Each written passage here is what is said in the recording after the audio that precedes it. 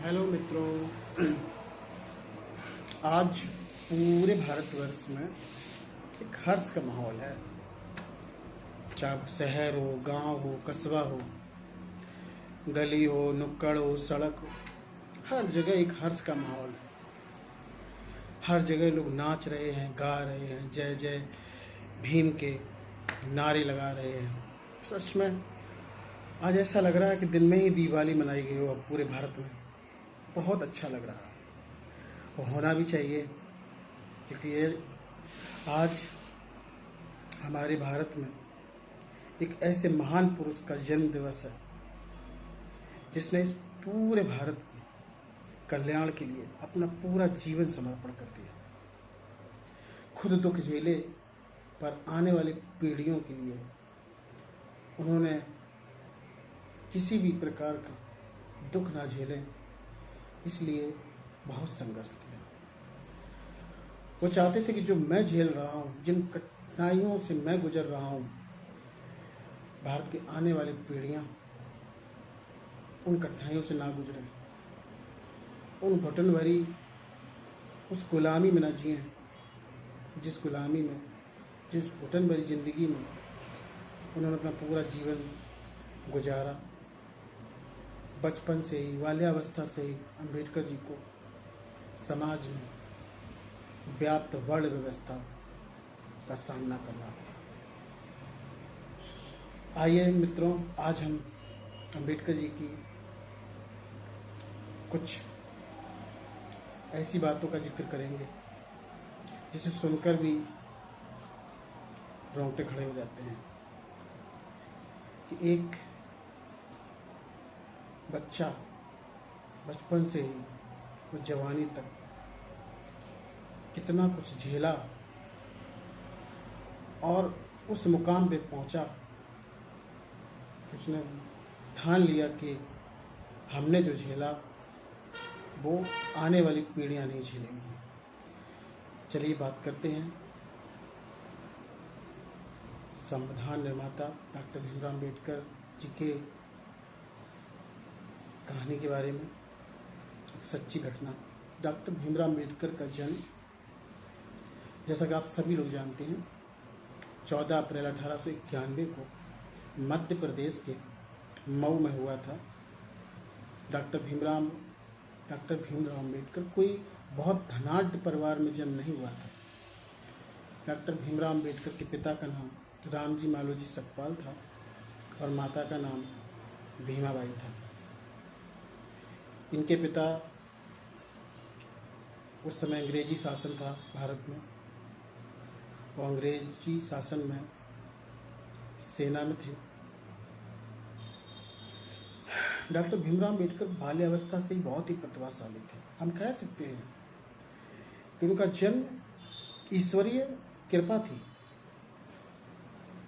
ईश्वर की कृपा से ही उनका जन्म हुआ। ईश्वर चाहते थे कि एक ऐसे बालक का जन्म हो जो पूरे भारत का नक्शा बदल दे, पूरे भारत की सोच बदल दे, पूरे भारत में व्याप्त उस अंधेरे, उस अंधे समाज को जगाने वाला कोई महापुरुष भेजते। डॉक्टर भीमराव अम्बेडकर, आप सोचकर चौंक जाएंगे, बचपन में जब स्कूल जाते थे, डॉक्टर भीमराव अम्बेडकर एक महार जाति से थे जो उस समय अछूत जाति मानी जाती थी। डॉक्टर भीमराव अम्बेडकर जब स्कूल में जाते थे तो उनके लिए पानी का घड़ा जो था वो रखा जाता था अलग, और डॉक्टर भीमराव अम्बेडकर अपने हाथ से पानी नहीं पीने की इजाज़त थी। जो वहाँ का वर्कर था वही पानी देता था, और जिस दिन वो वर्कर छुट्टी पर होता था उस दिन डॉक्टर भीमराव अम्बेडकर प्यासे रह जाते थे। उच्च कुल के जो बच्चे थे उनकी कक्षा अलग थी, उनकी कक्षा अलग थी, क्योंकि ये अपने स्कूल में एक अछूत थे। उनके साथ और इनके साथ भेदभाव में बहुत अंतर था।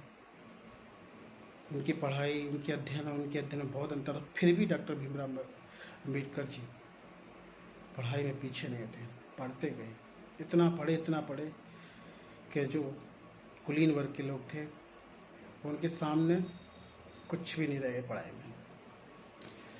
डॉक्टर, आपको सोचकर बड़ी आश्चर्य होगा कि डॉक्टर भीमराव अम्बेडकर जब अंग्रेजी में चौथी कक्षा उत्तीर्ण की थी ना, तो उनके समाज में एक समारोह का आयोजन हुआ था, क्योंकि उनके समाज में अंग्रेजी से चौथी कक्षा उत्तीर्ण करने वाले वो पहले थे।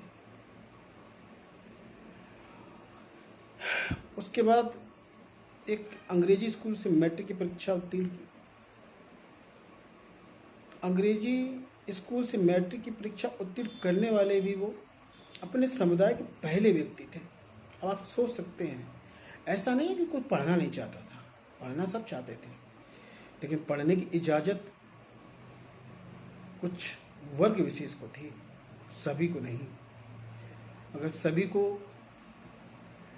प्राचीन काल से ही पढ़ने की, पठन पाठन की इजाज़त होती तो आज हमारा भारत अमेरिका से आगे होता। वो तो डॉक्टर भीमराव अम्बेडकर ईश्वरीय तुल्य महापुरुष का जन्म हुआ, जो हम आज इतने आगे बढ़ पाए। डॉक्टर भीमराव अम्बेडकर ने बम्बई विश्वविद्यालय से अर्थशास्त्र और राजनीतिक विज्ञान में बीए की।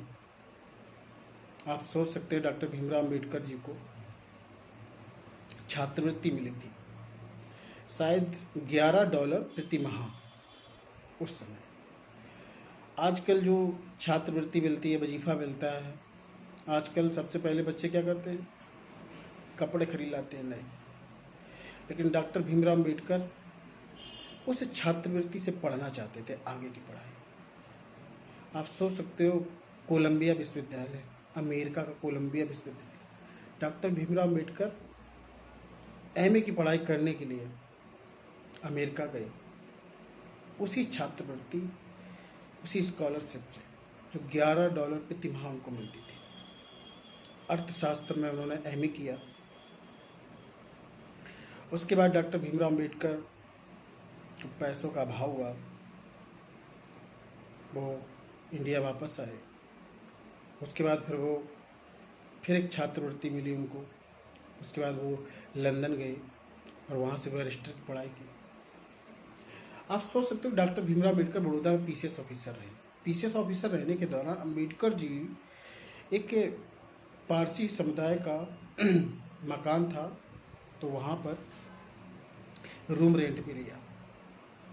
अम्बेडकर जी डरते थे तो अपनी जात छिपाई और वहाँ रहने लगे। जब उन लोगों को पता चला अम्बेडकर जी अछूत हैं, तो आप सोच नहीं सकते पीसीएस ऑफिसर को अपनी जान बचाकर भागना पड़ा। अम्बेडकर जी अगर उस दिन भागते नहीं तो मार दिए जाते, क्योंकि वहाँ पर भीड़ एकत्रित हो गई और कहने लगी कि इस अछूत को मार डालेंगे, जिसने मेरे घर में कदम रखने की ज़रूरत कैसे पड़ी। डॉक्टर भीमराव अम्बेडकर ने बहुत कुछ झेला, बहुत झेला। कहते हैं जब खुद पे बीतती है तो यहाँ से इंसान या तो टूट जाता है या फिर खड़ा हो जाता है। अम्बेडकर जी टूटने वालों में से नहीं थे, क्योंकि ईश्वर की कृपा थी उन पर।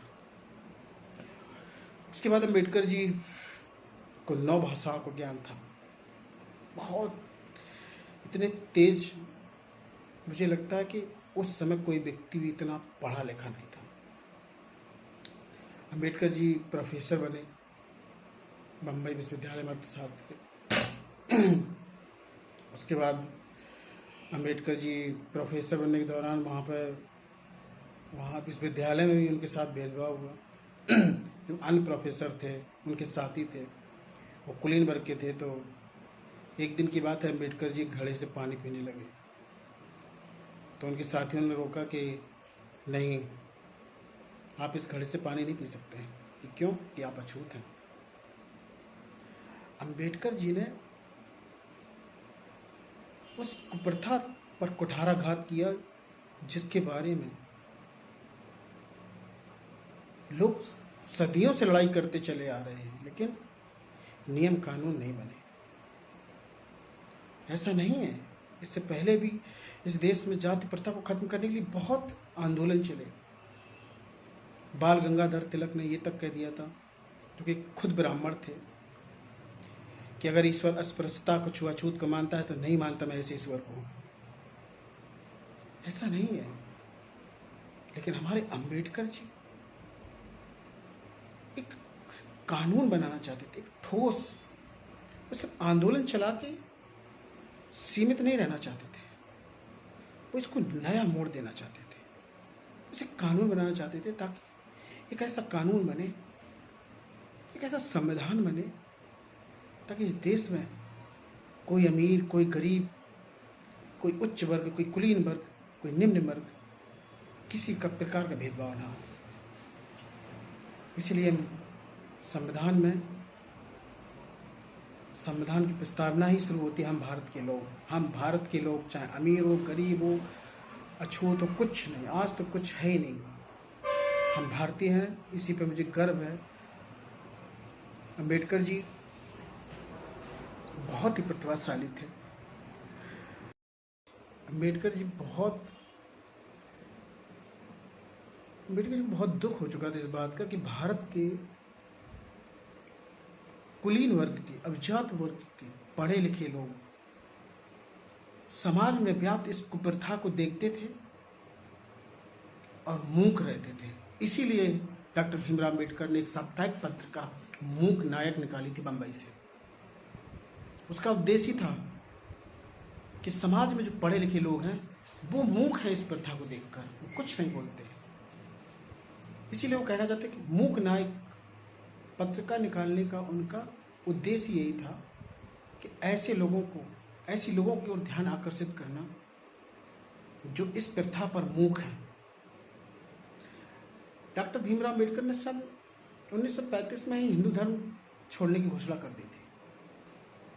शायद आपको इस चीज़ का हम थोड़ा बहुत पता ना हो कि डॉक्टर भीमराव अम्बेडकर का हिंदू धर्म छोड़ने का रीजन क्या था।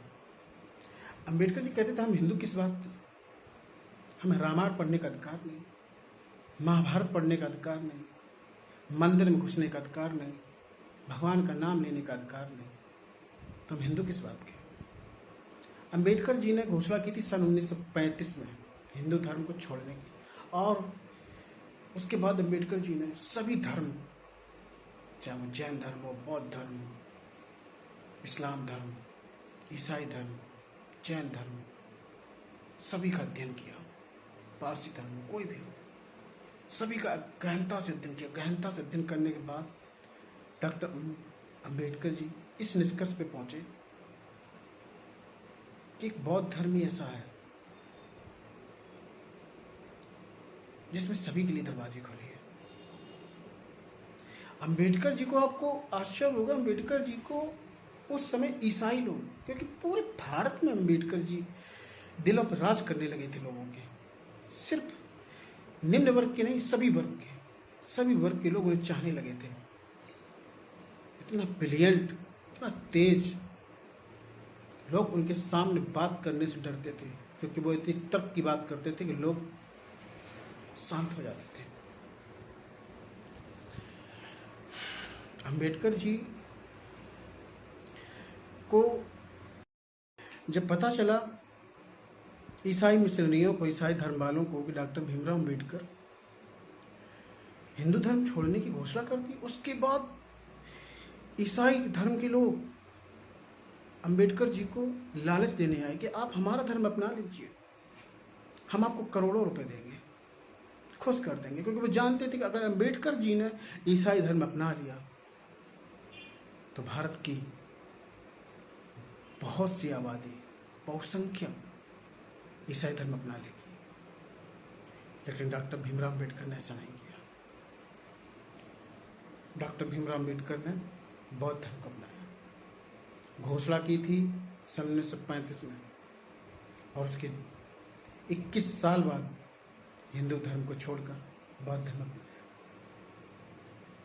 हम खुद सोच सकते हैं कि बचपन से ही जिसने समाज में वो पीड़ा झेली हो,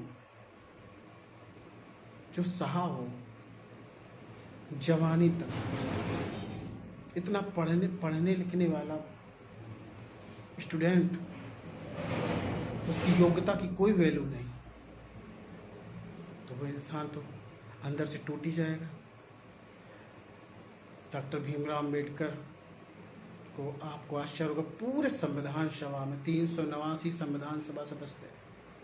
डॉक्टर भीमराव अम्बेडकर कितना इंटेलिजेंट कोई नहीं था। डॉक्टर भीमराव अम्बेडकर का निजी आवास मुंबई में था, 3 मंजिल का। वहाँ पर उन्होंने लाइब्रेरी खुलवाई थी। आपको आश्चर्य होगा, डॉक्टर भीमराव अम्बेडकर की खुद की लाइब्रेरी में 50,000 किताबें थी। उस समय वह विश्व की सबसे बड़ी निजी लाइब्रेरी थी डॉक्टर भीमराव अम्बेडकर की। वो कोई हवाई बात नहीं करते थे, तर्क की बात करते थे। इतना ज्ञान कि हम कह सकते हैं कि वो समुद्र था ज्ञान का। ऐसे ही संविधान का प्रारूप तैयार नहीं किया उन्होंने। प्रारूप तैयार जरूर किया होगा BN राव ने, लेकिन डॉक्टर भीमराव अम्बेडकर ने 60 देशों से अधिक संविधान का अध्ययन किया गहनता से, और उन बातों का अनुसरण किया जो हमारे भारतीय समाज के अनुकूल था। तो संकोच उन बातों को ग्रहण किया। डॉक्टर भीमराव अम्बेडकर ने एक भारतीय संविधान में आर्टिकल 32 संवैधानिक विचारों का अधिकार, उसको आत्मा तक कह डाला। डॉक्टर भीमराव अम्बेडकर ने कहा, कोई भी हो, अगर किसी के मौलिक अधिकारों का हनन होगा तो सुप्रीम कोर्ट उसकी रक्षा करेगा, हाई कोर्ट उसकी रक्षा करेगा। डॉक्टर भीमराव अम्बेडकर की जयंती मनाओ। जयंती मनाने के साथ साथ मेरी आप सभी लोगों से आग्रह है, उनको हृदय में रखो, हृदय में। और उनके सपने को अगर साकार करना है तो उनके विचारों को समझो, उनकी बातों को समझो कि क्या चाहते थे। राजतंत्र को खत्म किया। एक समय इस देश में सिर्फ राजतंत्र था। राजतंत्र का अर्थ पद वंशानुगत थे, राजा का पुत्र ही राजा बनेगा। लेकिन आज ऐसा नहीं है। आज जो सड़क पे चल रहा है वो राजा है, वो जो राजा गद्दी पे बैठा है ना, वो प्रजा है। आज राजा जनता चुनती है, और वो भी नौकर कहलाता है। भारत का प्रेसिडेंट हो चाहे प्राइम मिनिस्टर, जनता का प्रतिनिधि है, जनता चुनती है। ये सब व्यवस्था अगर आज भारत में है तो हमारे अंबेडकर जी की वजह से। अंबेडकर जी के एक निजी सचिव थे, नानक चंद्र रत्तू। मैंने उनकी एक किताब पढ़ी है, बहुत अच्छी किताब है अम्बेडकर जी पर। कहते 26 जनवरी 1950 को डॉक्टर भीमराव अम्बेडकर अपने घर पे नाच रहे थे, क्योंकि उसी दिन संविधान लागू हुआ था। तो नानक चंद्र रत्तू ने उनसे, जो निजी सचिव थे, पूछा कि बाबा साहब आज आप बहुत खुश हैं। तो अम्बेडकर जी हंसते हुए, नाचते हुए कह रहे थे कि आज सड़क की जनता राजा बन गई और गद्दी पर बैठा राजा प्रजा बन गया। इसलिए मित्रों, उनके बारे में बहुत बातें हैं, बता नहीं सकते। उनके बारे में जितनी बातें की जाए कम ही है। तो मैंने कुछ जो इम्पोर्टेंट बातें हैं वो सिर्फ आपसे जिक्र किया, सिर्फ इसलिए कि कैसे उन्होंने संघर्ष किया, खुद झेला, लेकिन हम लोगों को आज नहीं झेलने दिया। खुद कठिनाइयों में रही, लेकिन आज हम कठिनाइयों में उन्होंने, हमें उनका एहसान जीवन भर नहीं भूलना है, पूरे जीवन भर। हमें आने वाली पीढ़ियों को भी ये याद दिलाते रहना है कि अम्बेडकर जी की वजह से ही नया भारत है। इसलिए मेरी हाथ जोड़ के आप सभी से विनती है, उनका सपना था भारतीय समाज जात विहीन हो, भारतीय समाज में कोई जात प्रथा ना हो। तो वो सपना हम सभी को पूरा करना है, कहने से नहीं, करने से होगा सब। डॉक्टर भीमराव अम्बेडकर के विचारों को हृदय में संजो के रखो और उनका पालन करो। जयंती मनाओ, बहुत अच्छी बात है, लेकिन दिखावा मत करो। दिखावा से कुछ नहीं होगा। डॉक्टर भीमराव अम्बेडकर जी के बारे में पढ़ो, उनकी कहानी पढ़ो, तब पता चलेगा कितना कुछ झेला, हम लोगों के लिए कितना किया। डॉक्टर भीमराव अम्बेडकर सिर्फ एक वर्ग के लिए नहीं किया, पूरे देश के लिए किया। संविधान सिर्फ एक वर्ग का नहीं है, पूरे देश का। उन्होंने महिलाओं के लिए बहुत कुछ किया। आज महिला जो वोट डालती है ना, वो अधिकार उन्हीं के द्वारा दिया गया है। महिलाएं घर के अंदर रहती थी, उनको हीन भावना से देखा जाता था, भोग विलास की वस्तु समझी जाती थी। लेकिन हमारे अम्बेडकर जी ने उन सब प्रथाओं पर कुठाराघात किया। इसलिए सभी से मेरे हाथ जोड़कर विनती है मित्रों, अम्बेडकर जी को समझो और उनके विचारों का पालन करो। समाज में जब कुछ नया होता है ना, या नया करोगे, अच्छा करोगे, 50 हाथ उठेंगे आपको रोकने के लिए। अम्बेडकर जी को रोकने के लिए भी बहुत से हाथ उठे थे, लेकिन वो नहीं रुके। इसलिए हमें अम्बेडकर जी को हृदय में रखना है, हृदय में उनके विचारों का पालन करना है, उनके सपने को साकार करना है। जय भीम।